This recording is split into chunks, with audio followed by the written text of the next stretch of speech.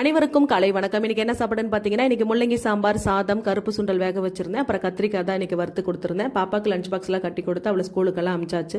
ஸ்கூலுக்கு அமிச்சிட்டு நான் வந்துட்டு இருக்கும்போது மாடு பார்த்துச்சு. அம்மா எனக்கு அப்படின்னுச்சு. இருடா தங்கம், இப்போ தானே அக்காவை ஸ்கூலுக்கு அமுச்சு விட்ருக்கேன், அடுத்தது உங்களை கவனிக்கிறேன் அப்படின்னு சொல்லிட்டு அவங்களுக்கு கூழெல்லாம் காய்ச்சிட்டு இருந்தேன். அதுக்கப்புறம் பார்த்தா சிவப்பு பொண்ணாங்க நிற்கிற சும்மா தலை வளர்ந்துருந்துச்சு.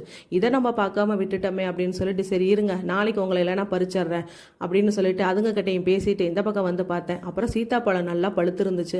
அறுக்கலாமான்னு கேட்டேன். எங்கள் வீட்டுக்கார் இல்லை இன்னும் பழுக்கலை, நாளைக்கு அறுத்துக்கலாம் அப்படின்னாரு. அப்புறம் குரங்கு விடாத எங்க என்ன, அது சாப்பிட்டது போக தான் நம்மளுக்கு அப்படின்னாரு. ஏன்னா எங்கள் வீட்டு சைடில் குரங்குங்க தொல்லை நிறையா இருக்குது, அதனால அதுங்கெல்லாம் சாப்பிட்டது போக தான் மீதி நம்மளுக்கு. அப்படியே இந்த பக்கம் வந்து பார்த்தா ஆடுங்களும் கத்துனாங்க. இப்படி எல்லாரும் கத்துனீங்கன்னா என்னடா பண்ணுறது அப்படின்னு சொல்லிக்கிட்டு அவங்களையும் போய் ஒரு கொஞ்சல் போட்டுட்டு, என்ன பசிக்குதா இரு, முதல்ல போய் அம்மா போய் சாப்பிட்டு வந்துடுறேன், சாப்பிட்டுட்டு அதுக்கப்புறம் உங்களுக்கு தீனி கொடுக்குறேன், ஏன்னா நான் தெம்பா இருந்தால் தான் நான் உங்களை கவனிக்க முடியும் அப்படின்னு சொல்லிட்டு நாங்கள் வந்து சாப்பிட்டாச்சு. இந்த வீடியோ பிடிச்சிருந்துச்சு